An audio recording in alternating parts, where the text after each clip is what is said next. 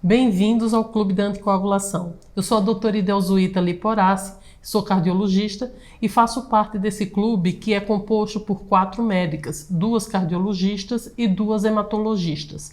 Atualmente nós estamos trabalhando em um centro de anticoagulação que atende mais de 6.000 pacientes em anticoagulação oral com varfarina e também participamos de alguns estudos internacionais e nacionais com os novos anticoagulantes orais. Hoje eu queria trazer para vocês a estratificação de risco para um paciente com fibrilação atrial. O principal score de risco atualmente para essa estratificação é o score de Chades-Vasque. Mas você, quando está diante de um paciente com fibrilação atrial, independentemente do tipo de fibrilação atrial, se esse paciente tem uma fibrilação atrial paroxística, persistente ou permanente, ou mesmo um flutter atrial, há a indicação de anticoagulação oral por meio do score Chades-Vasque.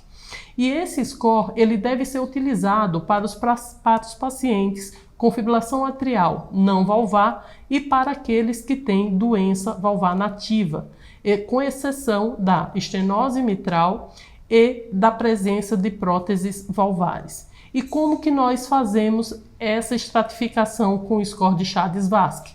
Para cada letra desse score, ou seja, o C indica insuficiência cardíaca, é a insuficiência cardíaca clínica ou aquela diagnosticada por meio do ecocardiograma com um paciente com uma baixa fração de ejeção, ou aquele paciente com miocardiopatia hipertrófica. Esse paciente ele ganha 1 ponto. Se o paciente apresenta hipertensão arterial sistêmica ou faz uso de algum antihipertensivo, ele também ganha 1 ponto. Se ele tem uma idade maior ou igual a 75 anos, como a idade é um fator muito importante na fibrilação atrial, ele ganha 2 pontos. Se é um paciente com diabetes que é diagnosticado por meio de uma glicemia de jejum maior que 125, ou se ele usa algum hipoglicemiante oral ou mesmo insulina, ele é diagnosticado como diabetes e ganha 1 ponto. Se esse paciente já apresentou um acidente vascular cerebral prévio, um tromboembolismo sistêmico ou mesmo um ataque isquêmico transitório prévio, ele ganha 2 pontos. Se ele tem alguma doença vascular, caracterizado por doença arterial coronária, presença de placa na aorta, doença arterial periférica, vascular e angiograficamente significativa, ele ganha 1 ponto. Se o paciente com fibrilação atrial tem uma idade entre 65 e 74 anos, ele também ganha 1 ponto, porque diversos estudos demonstraram que o paciente acima de 65 anos já tem uma maior tendência, maior risco para acidente vascular cerebral quando ele apresenta fibrilação atrial. Um outro ponto é o sexo. Inicialmente, quando esse score foi desenhado por Lippe e colaboradores, o sexo feminino também fez uma pontuação com 1 ponto.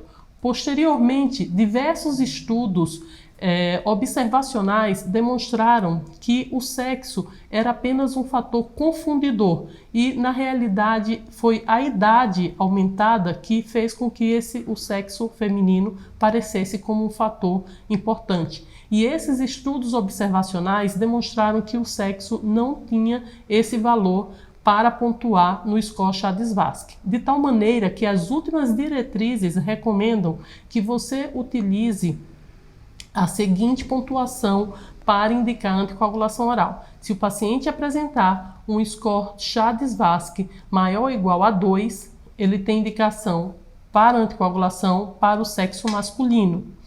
Para as mulheres, esse Chades-Vasque tem que ser maior ou igual a 3. Com isso, você corrige essa pontuação do Chades. Veja que o Chades máximo é igual à pontuação 9 e à medida que você vai aumentando essa pontuação, quanto mais fatores de risco esse paciente apresenta, maior é a incidência anual de tromboembolismo. Se você gostou desse conteúdo, curta e compartilhe com seus amigos. Até o próximo vídeo.